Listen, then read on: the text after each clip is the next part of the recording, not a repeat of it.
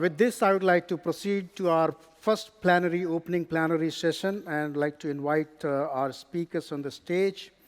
We have a phenomenal dignitaries this morning, amazing group of people with us, and we'll be having a theme as geospatial infrastructure and digital twins, empowering circular economy, and we are blessed to have very good line of speakers. So let me invite my first speaker, Frank Tierolff, Chief Executive of the Board of Cadastre. Frank, please take a seat. I would like to invite Olivier Casabianca, the Vice President of GeoInstruments, Trimble. I'd like to invite Dean Angelides, Corporate Director, International Esri, and Stefan Schweinfest, Director, United Nations Statistical Division.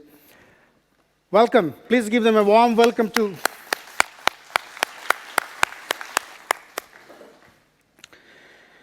This is a very important session, in my opinion. As you saw in the video, it actually is real that we as a community, we as a profession, are at the core of circular economy through the interface of digital twins. How is it? Let's hear from our speakers. So let me invite our first speaker, Frank, to come and deliver his talk.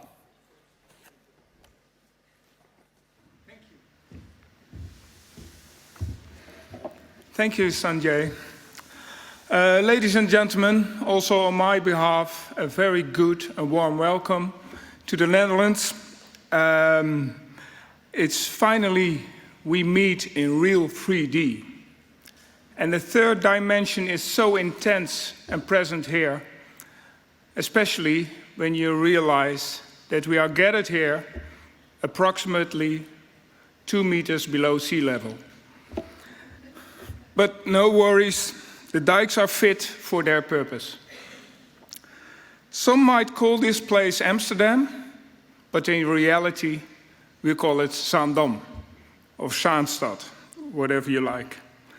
By being such a small country, we risk everything being called Amsterdam.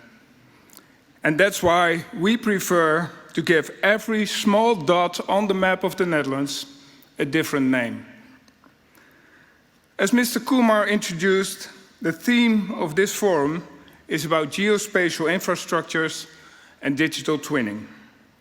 And before we talk about the future, I would like to take you back in time.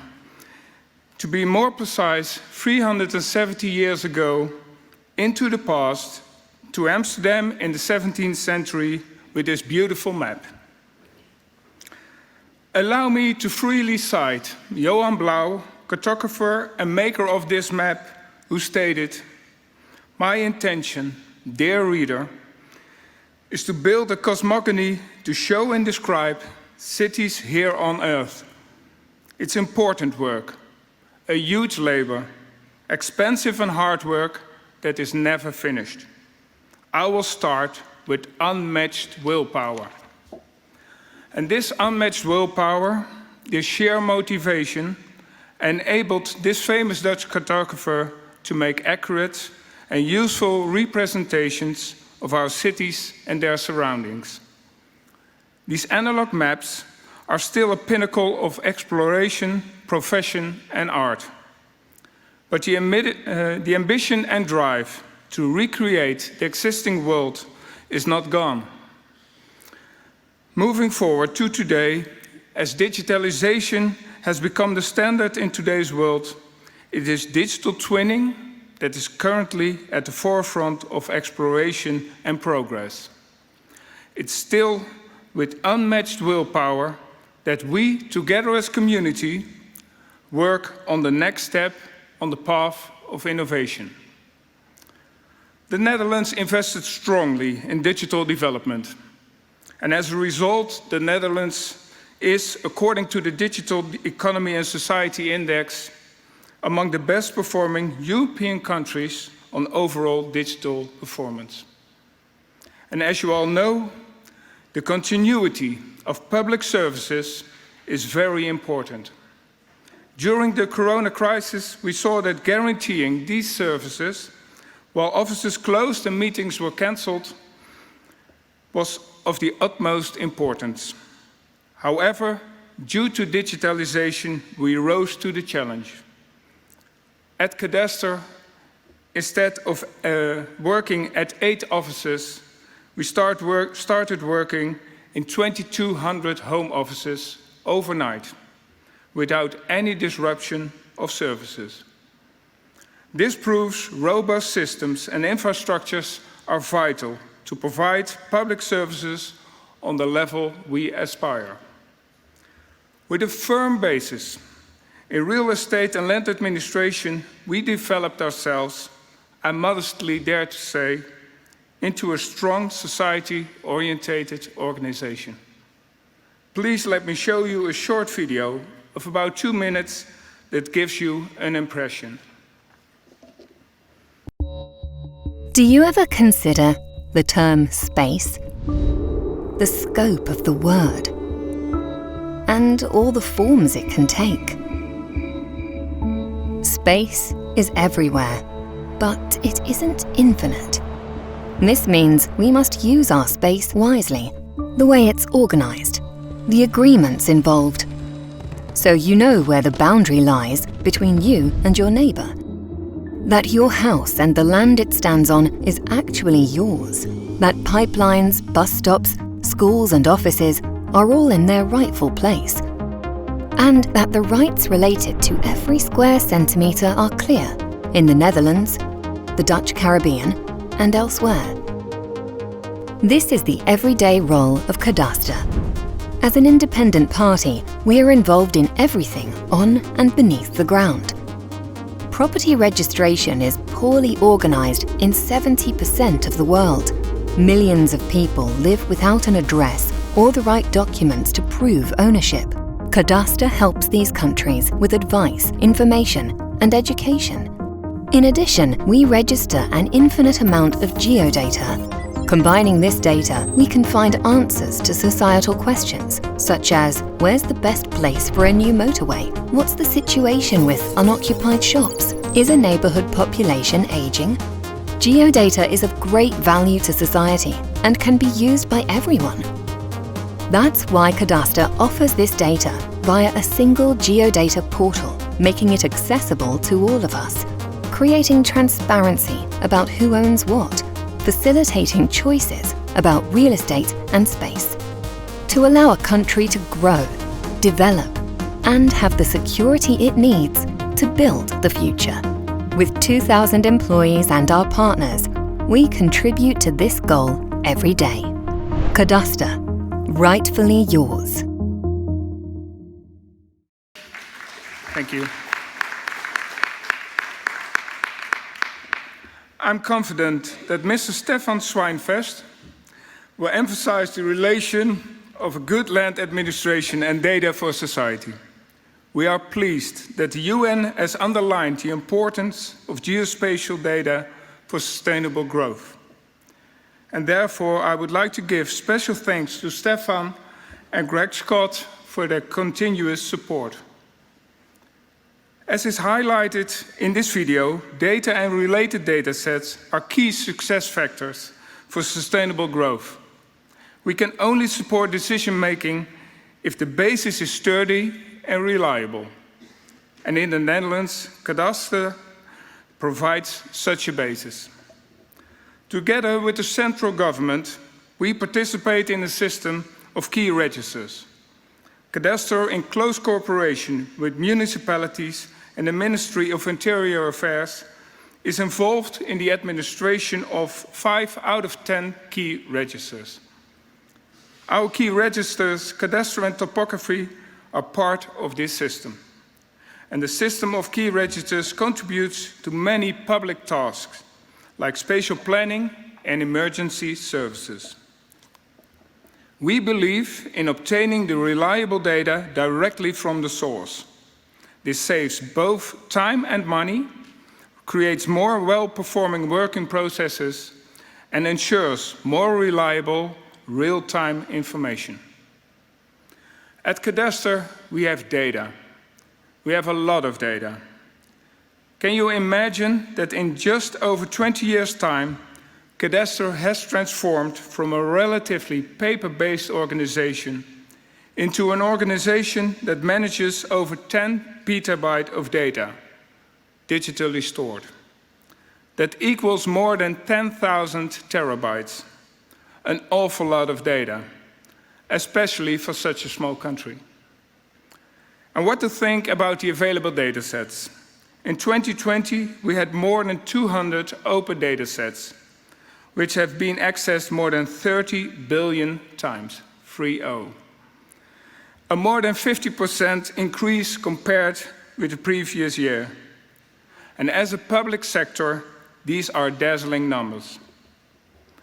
At Cadastre, it is our job to ensure that parties, not only the private sector, but the private sector and other stakeholders as well, can use this high-quality data.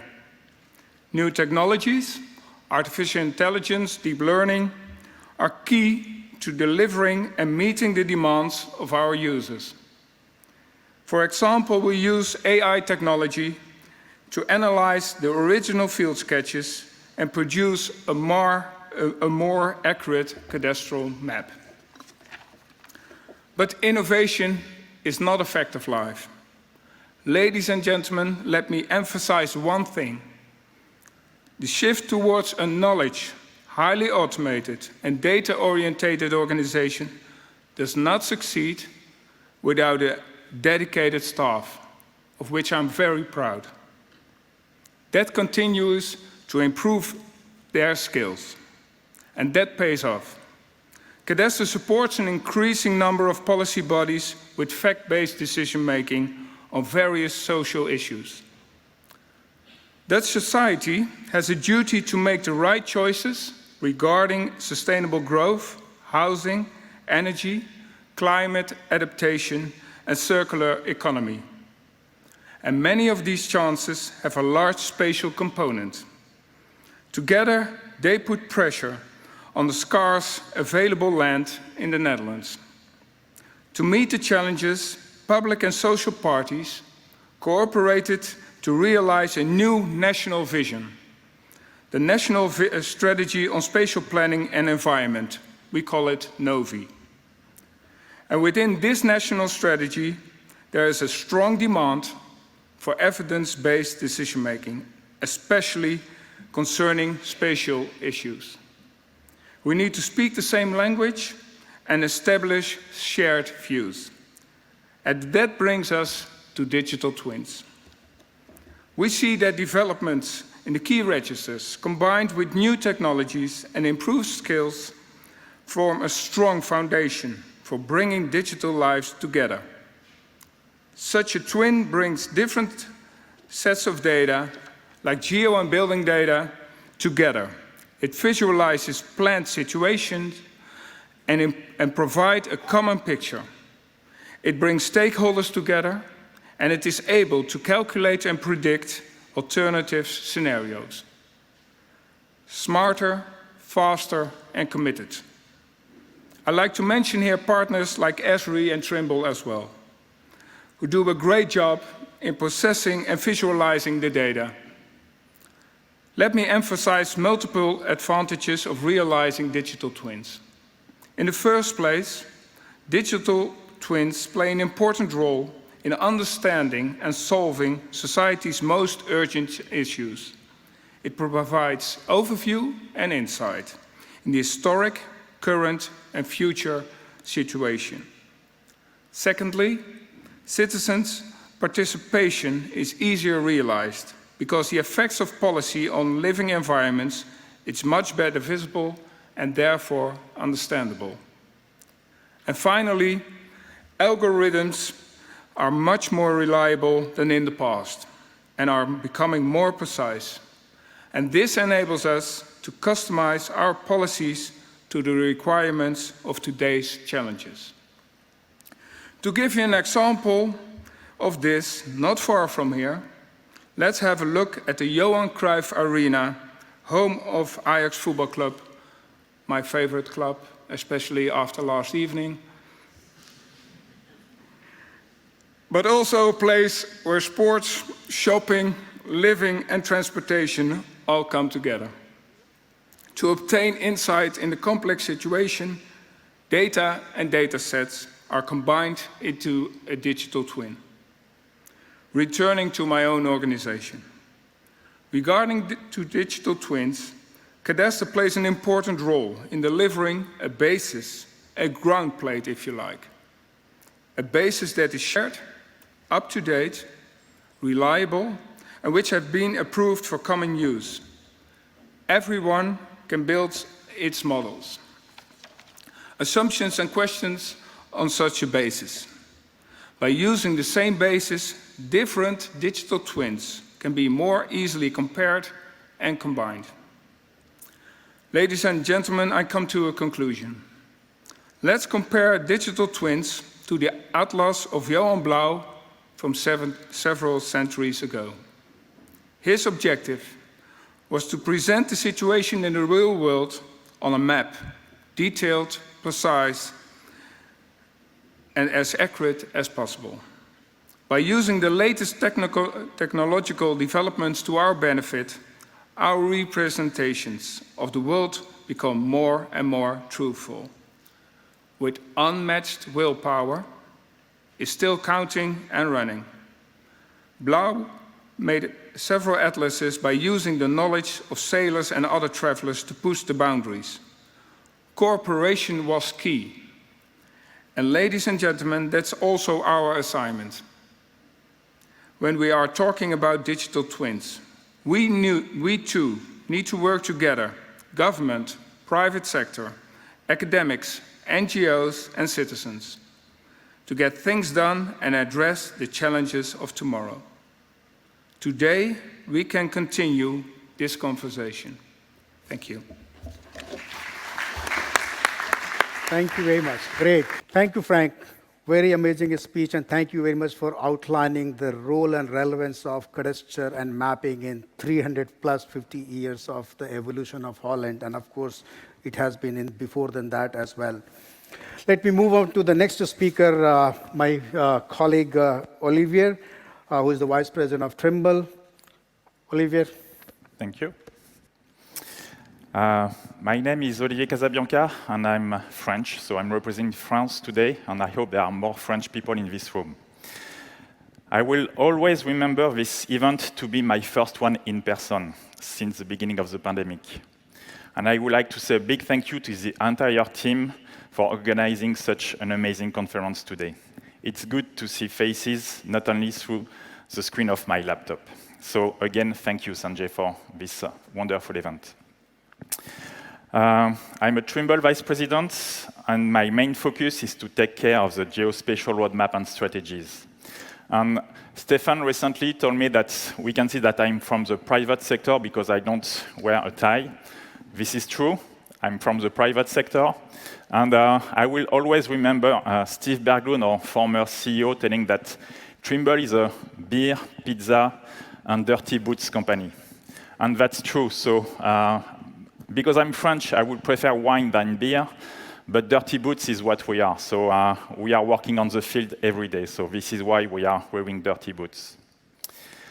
I'm used to describing our division as the foundation of Trimble, providing the main pieces of our technologies, GNSS receiver, total station, scanners, field and office software to other Trimble divisions, mainly civil and building construction. And believe it or not, but connecting the physical Earth and the digital world is what we are doing every day. At Trimble, our passion for innovation combined with over 40 years of insight makes us uniquely qualified to solve our customers' most complex physical world problems. That could mean using augmented reality to visualize a design in the physical world, allowing us to quickly understand potential design clashes and take action. Or using 3D scans during construction to provide us with detailed information on how constructed objects compare to the design to either confirm the as-built state or make adjustments that reduce future rework. Today, we are inspired by how technology is being used to set the foundation for tomorrow. But we do more than just serve our customers. We forge strong relationships with them to identify, assess, and overcome the ongoing challenges of doing business in this rapidly changing world. Key to our approach is the delivery of purpose-built solutions that integrate complex, real data throughout full project lifecycle, providing a seamless system workflow where innovation meets action, software meets hardware, office meets field.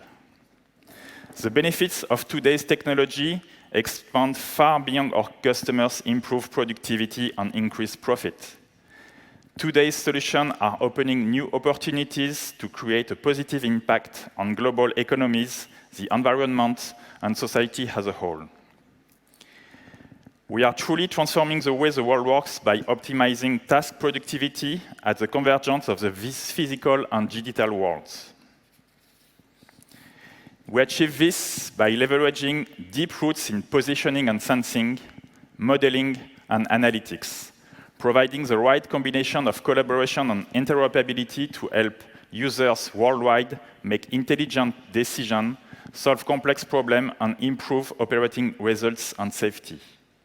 I want to briefly talk today about the importance of connecting the physical Earth with the digital world. It's our mission in Trimble Geospatial to provide solutions to help our customers to connect both the physical to the digital. Very simply, connecting the physical Earth to the digital world is what our industry already does today. Look, for example, at a bridge. Topographic information is captured and used for design or redesign. Based on the design, stakeout work is done on site. After finishing, the as-built is captured. The entire time, personnel in the field and office are operating in a fully connected environment. You can apply it to a wide range of other tasks. Doesn't matter if it's a building, an infrastructure, or for utilities. It's exactly the same. Our industry today is at the forefront in so many ways in this next wave of digital transformation. This sketch on the screen illustrates where we and our customers are present and where we want to transform the way the industry is working. From topographical surveying, construction surveying, geophysical or cadastral surveying, and geospatial mapping, we provide a wide range of solutions from total station, laser scanning, mobile mapping, field and office software, and of course GNSS systems, which are the roots of Trimble. Sanjay asked me to put more emphasis on GNSS and terrestrial positioning infrastructure, certainly because he knows my background in GNSS. I'm a GNSS guy, so this is why this is how my colleagues see me. So I'm GNSS. Some of us are specialized in scanning or mobile mapping, but my roots are coming from GNSS. Positioning, navigation, and timing, or PNT, technology is critical. Today, the GNSS is everywhere. Trimble was one of the pioneers in the development of commercial and consumer application of the GPS technology and then GNSS. We have been very focused from day one in making the PNT infrastructure resilient. There is a lot of internal development that we are doing to make the system stronger. We are also working with government agencies to prepare them for how they might continue their operation in a situation where there is a localized outage of PNT. We are working very hard for our customers to have continuity of operation, because this is what they expect from us. Our Trimble Advanced Positioning Sister division is building and maintaining critical infrastructure to provide real-time correction around the globe, which can be used for GIS data collection, construction and survey work, precision agriculture, transportation and logistics.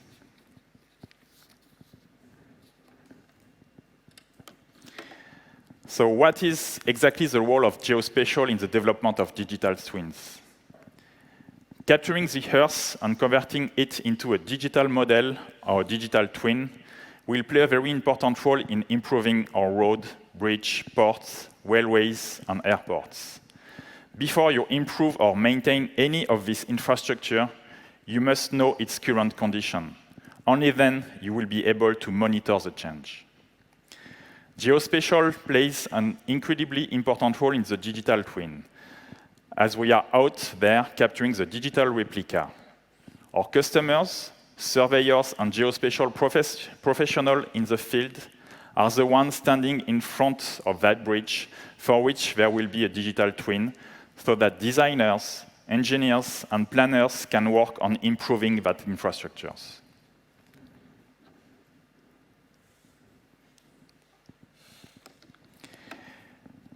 We are focused on making this possible, accessible, safe, and efficient by working with our partners and customers worldwide to capture the necessary data, process it, collaborate easily across stakeholders, and visualize data in a ways we never thought possible before.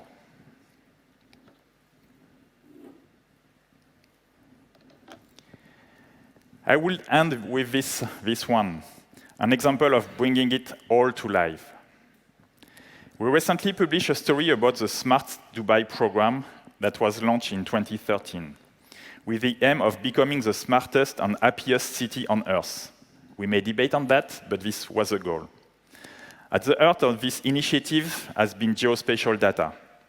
The Street View, panoramic image, point cloud, and base map has been published on the GIS Center's GeoDubai Advanced Geospatial Portal, giving public and private end users the ability to view, measure, and study any feature or structure in the city. They invested in cutting-edge technology to help bring their mission to life in the fastest way possible. And this is where we can see the fantastic outcome of using recent mobile mapping technologies compared to traditional surveyor techniques. And I bring this up as an inspiring example of cities embracing data captures and collaboration to really transform a city digitally. And this was my last slide, Sanjay. Hopefully not crashing your schedule. And please enjoy this in-person conference. Thank you. Thank you. Thank you very much, Olivier, for emphasizing on GNSS as it's becoming positioning, navigation, and timing is really at the heart of the digital infrastructure.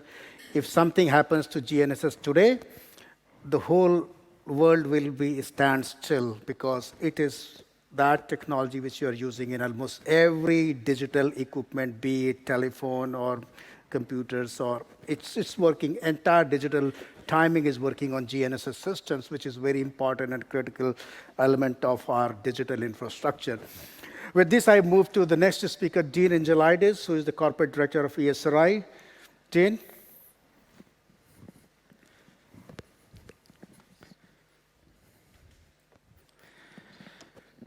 Thank you, Sanjay.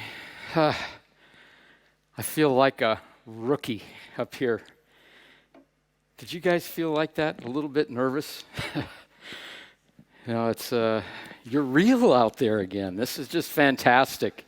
Thank you all for coming and helping with my reconnection with the world. To me, this is an extraordinary time, and this is an extraordinary event, bringing this amazing community together. And when I say that, I'm really talking about a community that is working hard for the future, not just for today. And we know that we're challenged in many different ways, and that creating a sustainable future is possible. I mean, that actually is the optimistic perspective that we must have. And what this means, and what we've already heard this morning from Frank and from the deputy mayor, is that we have to change our priorities. And we need to shift those very quickly, and we need to begin action now. And so this really means about to apply our best science, our best technology, and bring what's got us to this point, human creativity, not just the digital representation of that. To do this, geography and geographic thinking is actually essential. So I'd like to talk and introduce something here about what we call the geographic approach. It's a way of thinking and a way of problem solving, and it integrates geographic science and information of all types. And it helps create understanding, and it's that understanding that precedes action. So this geographic approach is holistic, it's science-based, it's collaborative, and it helps bring, as the video that we saw from Frank, this notion of space and where we fit within it. It's also inclusive of many different types of thinking. And it is impacting virtually every sector of society and our economy and the environment. Fundamentally, the geographic approach integrates and it supports powerful methodologies. First of all, geoanalytics for creating insights. It helps us visualize in multiple dimensions. And it's kind of a language and a way of communicating both the content of interest as well as the context around it. It also allows us to apply the methodology that we call geodesign, which is bringing together all the different factors and to be creative to create a more sustainable future. And then it allows us to collaborate and communicate more effectively. And last but certainly not least, it allows us to do geo-accounting, or tracking and measuring our progress towards our future goals. And this, of course, is all of these methodologies are critical for maintaining sustainability. Sort of at the core, really, is the idea about evolving the foundation for a common operating picture. That is, that picture that allows us to have a common understanding and have unity of action. In the center of this slide is something that I suspect almost all of you have experienced. It's the Johns Hopkins dashboard. It's what all of us used on a daily basis. I know I did anyway, on a daily basis to see how we're doing with COVID. So we can see the multiple waves coming and going. And now we can see the wave of vaccination. This was taken a couple of days ago. 6.6 billion doses of vaccination. You say, well, that's a lot.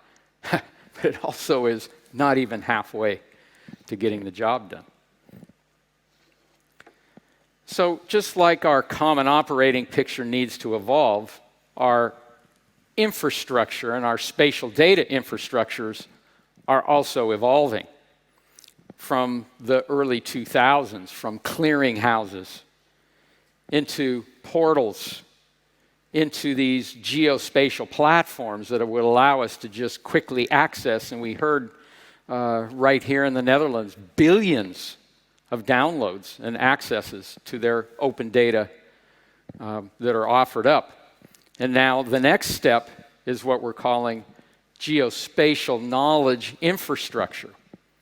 So from 2020, 2021, and beyond. And I'm going to talk a little bit about what those characteristics are. So we're evolving very quickly from search and discovery to integration and use. So taking all of the technical aspects away and making all of that amazing information and knowledge available at your fingertips.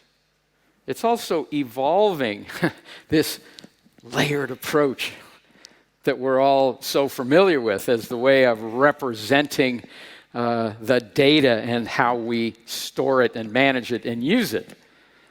So this is actually evolving from static data to dynamic data and actually distributed as real-time active services in a way that represents all of the information.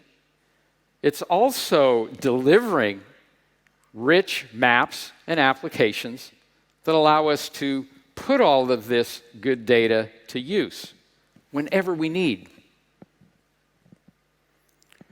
So this geospatial knowledge infrastructure is actually transforming organizations. It's creating a whole new kind of intelligent infrastructure. It's providing data, of course, and it's also providing apps of various types. It's providing shared geospatial services that we can just tap right into with those apps. And it's providing hubs that enable collaboration and this cross-cutting use that we've talked about that really is at the forefront of what will lead us to sustainability. Essentially, this is an interconnected web of data and services, and everyone can participate. So this is about open data. It's about geo-enabled systems of our daily use. It's about injecting business data. It's about injecting demographics. It's about injecting real-time from IoT sensors. It's about injecting all of this, organizing it, and delivering it in a way that's meaningful to you. So how do we actually create what's meaningful? And I would assert that it really is this, is it a marketing term or is it something that really is emerging as a powerful concept, an organizing principle that we're calling digital twins? So from my perspective, digital twins are virtual representations of the real world. It includes physical objects, the processes, as well as all of the relationships and the behaviors. And geospatial knowledge infrastructure supports and creates digital twins of the natural and the built environment. And that allows us to put these digital twins to use for us to create this more sustainable future. So as we know, our world is increasingly interconnected, even though at the same time we continue to pay attention to our own domains.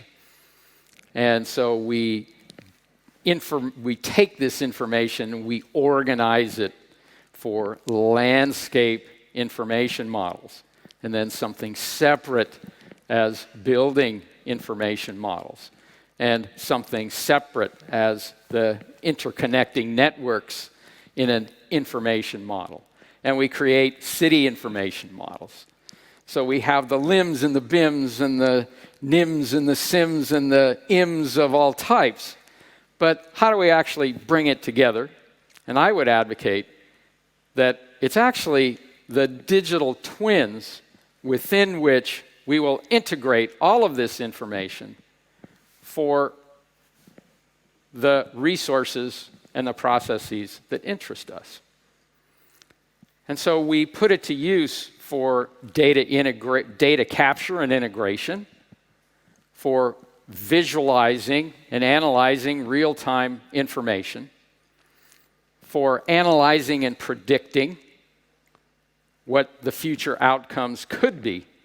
And it's about sharing and collaboration so we create unity of action to actually achieve those visions. And so there's a life cycle here that the digital twin actually models. And actually, we are integrating digital twins themselves. I'll just let you look at this for a minute. And who gets to participate? Everyone participates. So GKI enables data capture, integration, and management. So tapping into all of the data sources, all of the measurements, and integrating them. It allows us to model information in a way that's meaningful to us in 2D, in 3D, in 4D. And also, it allows us to integrate all of these different pieces and all of these different models to create this holistic view. It, of course, allows us to dynamically visualize these models. So we have dashboards and reporting. We have real-time tracking and IoT integration. The ability to inject the insights and analytics and visualize those.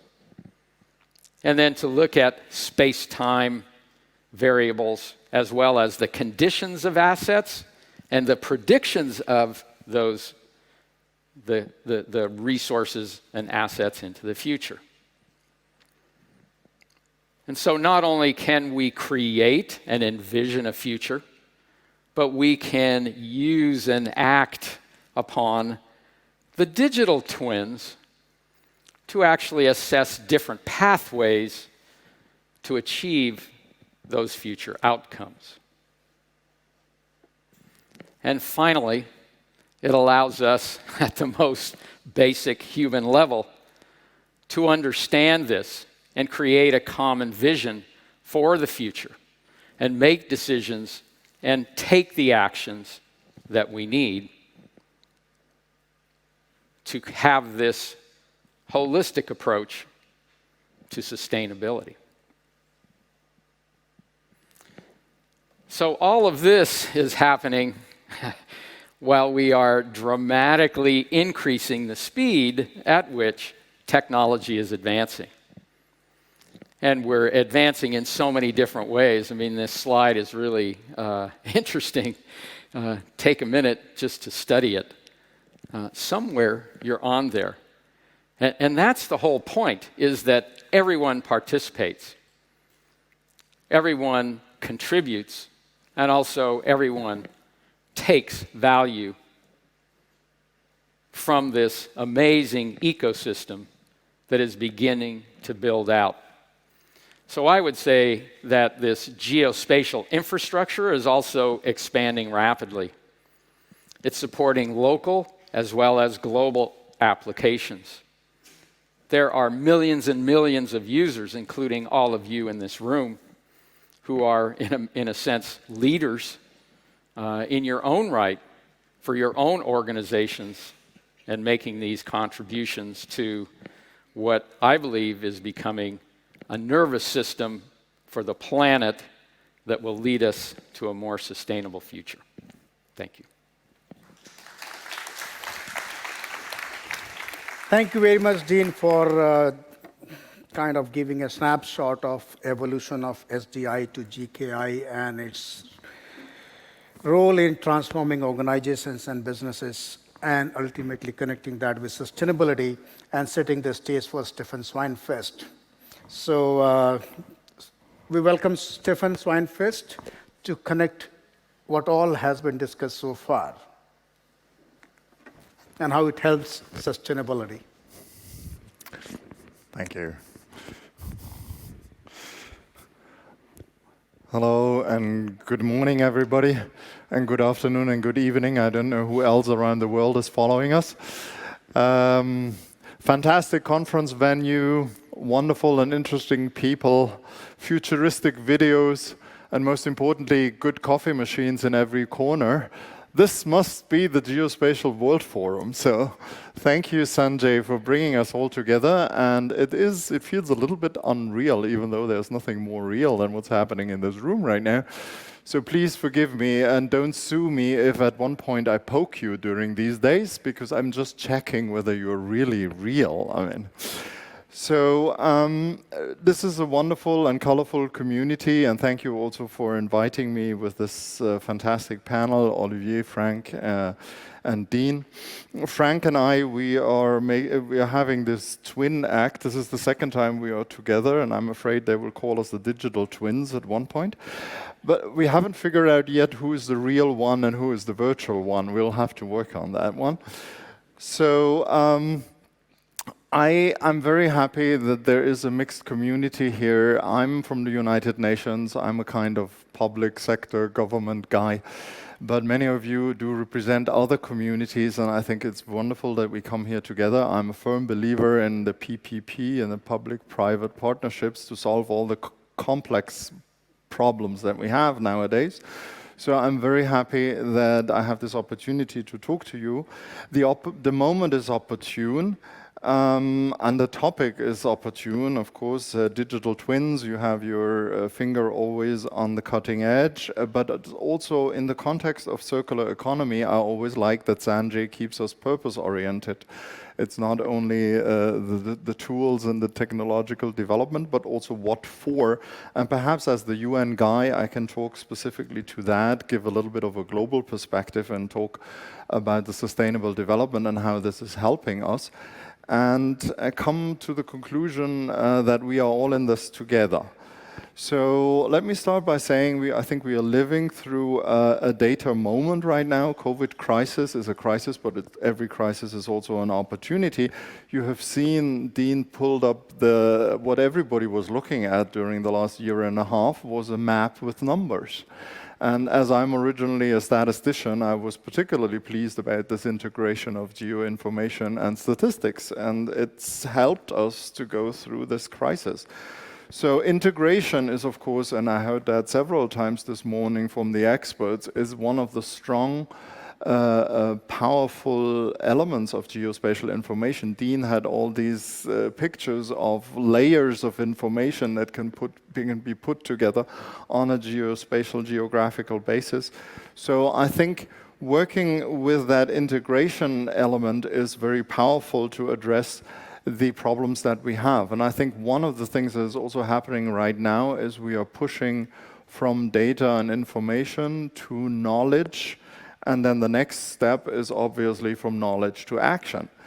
And that's what I want to talk about a little bit. And our partners normally are the national mapping agencies, and I know there are a couple of representatives here. And we need government and we need the national mapping agencies in this because, number one, to provide also the over time consistency that we produce data and tools that will help us with development. Development is not a static thing, it's a dynamic thing, and we need to follow information over the course of time. So, and national mapping agencies and governments can help us to create the architecture and the infrastructure, the classifications and the norms, the language, as Dean called it, and I like that analogy, to actually keep talking to each other. And that is at the national level. I was talking about national mapping agencies, and we have taken this to the global level, of course. I work with the so-called UNGGIM. That is, we at the UN are very good at acronyms. It's the Global Geospatial Information Management Committee at the United Nations that brings out together all the national mapping agencies, but not only the mapping agencies. I'm very proud that we build an architecture at the United Nations where all of our partners, stakeholders, science, academia, private sector, civil society, media, everybody is at the table to build a truly professional community and address the crises and the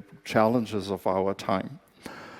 We want to build on the national geospatial knowledge infrastructures and build a global one. And we have developed global networks. We have so-called integrated geospatial information framework That is not only a language so that we can talk across countries, but it's also a capacity building tool, a capacity development tool.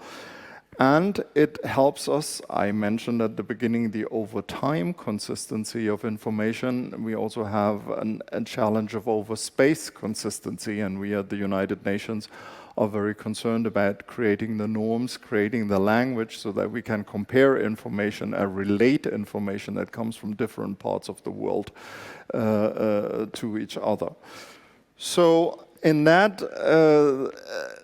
the private sector is, of course, a very important partner because they are much better than us to develop the tools and the futuristic elements. But I think the private sector also benefits from our work of creating tools and norms and helping to connect the world.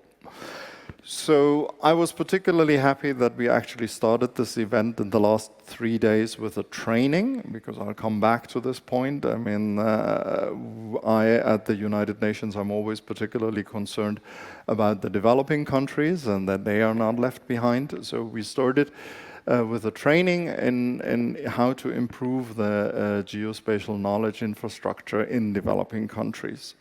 And I invite you all to come to India, where we will organize our World Congress in exactly 1 year, in the United Nations World Congress on geospatial information in Hyderabad.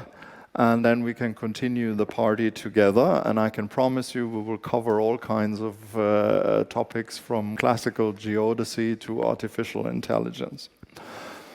So I've talked so far about the production of information, but the more important part perhaps is the use of information. I mean, what do we do with once we have created the information and have the infrastructure? And I think this is where we want to take a little bit of a global perspective. I think we may be living through a moment of new multilateralism, because in a way the crisis has also brought us together, has sharpened the awareness that some of the problems of this world we cannot solve individually. We have to work together. And the Sustainable Development Goals of the United Nations, covering the spectrum from 2015 to 2030, climate change, disaster management, the pandemic, as I just mentioned, and the recovery from the pandemic, I think these are all examples where we have to work together at the global level. The Sustainable Development Goals, many of you may know them, I think are a collective vision for 15 years of improving the development situation in all countries of the world. It's not only for developing countries, because the Sustainable Development Goals are covering economic, social, and environmental dimensions, and even for developed countries. Energy efficiency, for instance, is a very important goal. And in this context, we have Sustainable Development Goal 12, ensure sustainable consumption and production patterns, and there we are talking about the circular economy, where we want to make a responsible use of our natural resources. And this is not only true at the national, but it's also at the international level.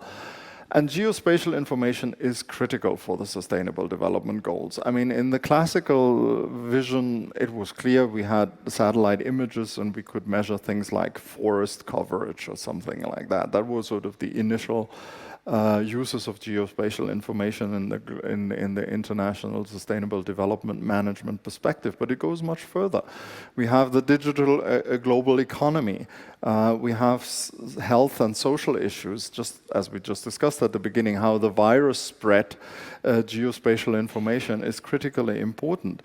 The distribution of schools and hospitals, I mean, and traffic systems, I mean, how do we design them?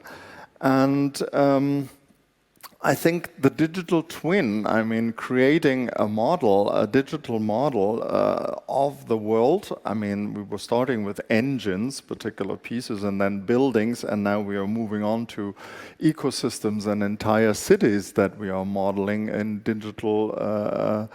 a digital way. This is, of course, an important tool of prediction, understanding the interdependence of many of the features of our world, economic, social, and environment, just as the Sustainable Development Goals ask us to do. and to reflect on policy interventions and perhaps even try and model them out. If I intervene in a particular way on a social policy, economic policy, if I build a new highway, what effects would that have? And I think this is a very powerful tool, and it was interesting that the mayor mentioned this at the city level. I think this is where all of these development challenges come together, and I think this is where you can see immediate applications. Why should the UN be involved there? I mean, we sometimes can make things difficult, but I mean, we usually try to help, and I can think of two ways of which the United Nations could be part of that discussions and be helpful. First of all, international collaboration is always good. We don't want to reinvent the wheel. I mean, if one country has figured out a really good solutions, we want to share it with others. And second, we need to be honest, we are creating a very powerful engine and tool, and if it's working well, there would be a very complex interaction between the real world and the digital twin. And there would need to be some rules of the game. I mean, there would need to be some agreements and understanding and good practices of how this is supposed to happen. So that it really also we remain within our ethical values, and this is really helpful for humanity, and not creating potential damage, because so much information in the hands of whom and who has access to it. These are questions that we need to address in the process of developing these powerful tools. And there, perhaps, we could be a platform where this could be discussed at the United Nations.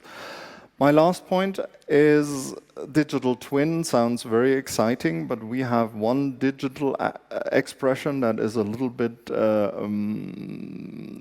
negative, and that's the digital divide that we see in the world. Developing countries are struggling. The more the developed countries are galloping ahead with modern technology, the more the distance increases in terms of the ability of actually managing public affairs in developing countries. And that is why it is important that our professional community is not only a professional community, but a community of solidarity and mutual support. We have at the United Nations developed this IGIF, Integrated Geospatial Information Framework, that should be translated into action at the country level. We want to help all countries to develop their own action plans in line with their policy priorities and in line with their current situation. And I was very fascinated yesterday in the training. Frank made a wonderful presentation of what the Netherlands had done, but he was also very candid about the problems that they had encountered and how they had addressed certain problems and perhaps even made errors that others don't have to repeat. And that is, for me, the classical way of working together as a community of solidarity and knowledge exchange. Because we need to be in this together, and this is not even altruistic, because all of the global problems that we are facing, we cannot solve them alone individually in our countries. We have to work together and also enable each other in whichever part of the world we are to solve the problems with the tools we have. At the UN, we have this one saying, leave no one behind, and that is mostly focused on the individual, but I also interpret it in terms of countries, and we don't leave any countries behind. So it is very great and exciting to be together with you here. We may not have all the answers, we may have even sometimes more questions than we have answers, but I think I'm very confident that we have a lot of the right people in the room together, and that's a good starting point. So my 4 takeaway points: this is a crisis, but an opportunity, and we are all in this together. Number 2, investing in good data is always good, so we need to strengthen national and global geospatial knowledge infrastructure. Number 3, we can and we must apply geospatial information to the big challenges of our world. It's now or never. And lastly, we need to be a community of professional solidarity, helping each other out, sharing knowledge, and overcome the digital divide. Thank you very much for your attention.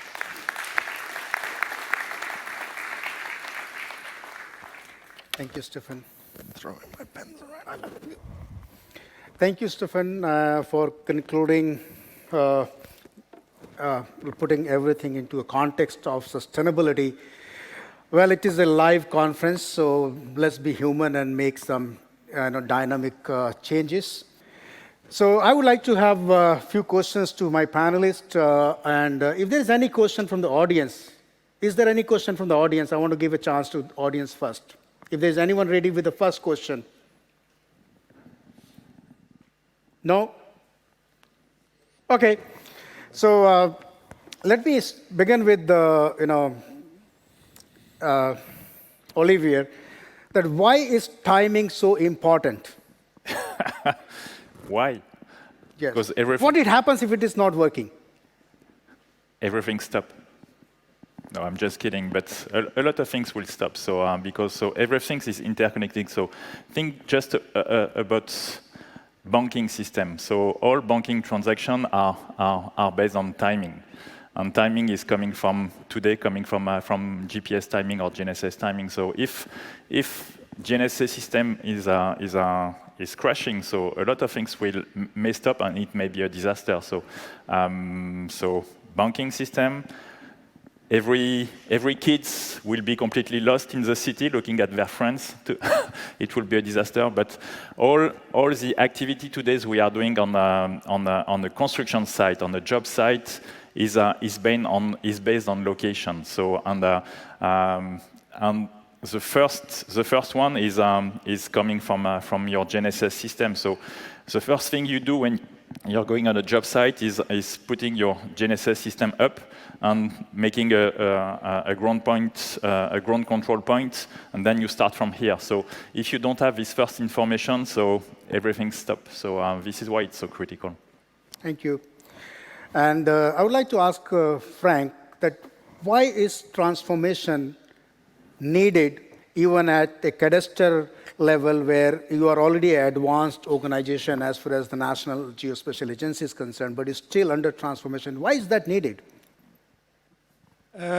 Because we want to be on the wave, so to say, on the wave of technology. We don't want to be overwhelmed by the wave. We want to be on the wave. And therefore, we have transformed from a labor-orientated processes organization to an automated organization to a data and knowledge-orientated organization. And that helps us to be flexible, to be agile, to provide support, to solve and to give oversight and insight in the current situation on the society the challenges in society I mentioned before. Thank you, Frank. And that makes me a natural question to Stefan that how are you going to take this message of transformation and bringing mapping as a national priority to the world? Well, I think what we are doing here is one important example by talking to each other, communicating, exchanging experiences, having the more advanced countries sharing their knowledge with the developing countries. There are several layers of communication. I mean, there are communications between the countries, there are between the producers of information. I'm always a partisan of statistical information and geospatial information. And then, of course, between the producers of information and users. And I think that's an important conversation because the users need to drive our developments. The users we need to be able to communicate our value proposition of our technical work that is done in government, which is financed through government means, in order to convince the governments around this world to smartly invest into data and information so that they can, not because it's a sunk cost, but so that they can take better and more efficient decisions. The mayor was saying that her most important responsibility is to use the tax money that has been entrusted to her most efficiently, and you can only do that if you have a solid information infrastructure. And Jean, you talked about integrating all the information, what you're talking about, and connecting to the sustainability. So what do you think that you, as Dean Angelides, Corporate Director of International Affairs of Esri, can do for supporting this mission and help bridge the bit of digital divide in developing countries? It's a big challenge. And I think it takes a philosophy that Jane Goodall has, which is just take a step, take another step, take another step. It's just lots and lots and lots of collective action. So anything I can do personally, anything my team can do personally, anything that our business ecosystem can do individually, we all have to do that. And so, it's about helping each other, which honestly is, sometimes it's not a natural thing to do. But for me,